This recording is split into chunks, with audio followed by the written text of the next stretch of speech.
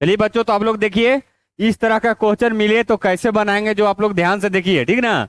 देखिए क्वेश्चन क्या कह रहा है। क्वेश्चन कह रहा है कि उस समांतर श्रेणी का बारहवां पद, क्या बारहवां पद ज्ञात करे जिसका प्रथम पद -20 और सर्वांतर 4 है। क्या करा, सर्वांतर 4 है।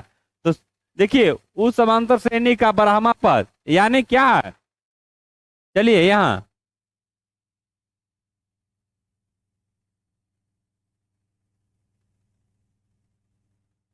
चलिए तो क्या है, यहाँ देखिए, लिखेंगे प्रथम पद।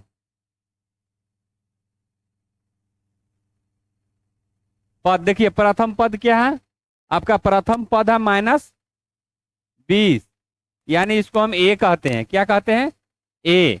समझ गया ना, ए, प्रथम पद ए। उसके बाद क्या कह रहा है, सर्वांतर।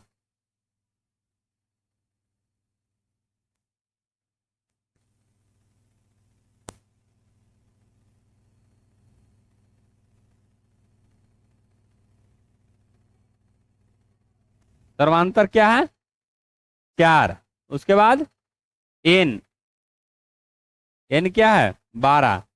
तो चलिए अब बनाते हैं हम लोग। आप लोग ध्यान से देखिए, क्या आप लोग ध्यान से देखिए। तो सबसे पहले यहाँ सूत्र लिखेंगे, है ना।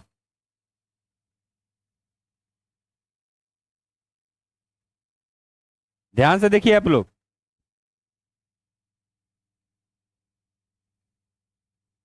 सूत्र से, तो सूत्र क्या होता है इसका, टी एन बराबर ए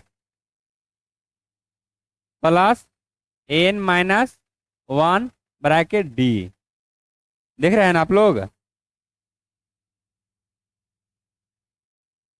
यही सूत्र है। इसी सूत्र पे अब हमको बैठाना है, जितना है सबका मान बैठाना है। तो देखिए अब क्या है, टी एन ना, टी एन निकालना है ना। अब तो यहाँ क्या लिखेंगे, ए कितना है, प्रथम पद देख लीजिए, -20 प्लस एन का मान कितना है, 12। तो यहाँ 12 दे दिए, और 1 है 1 दे दिए। डी का मान कितना है जी, सर्वांतर, है ना। कितना है बताइए आप लोग, डी कितना है,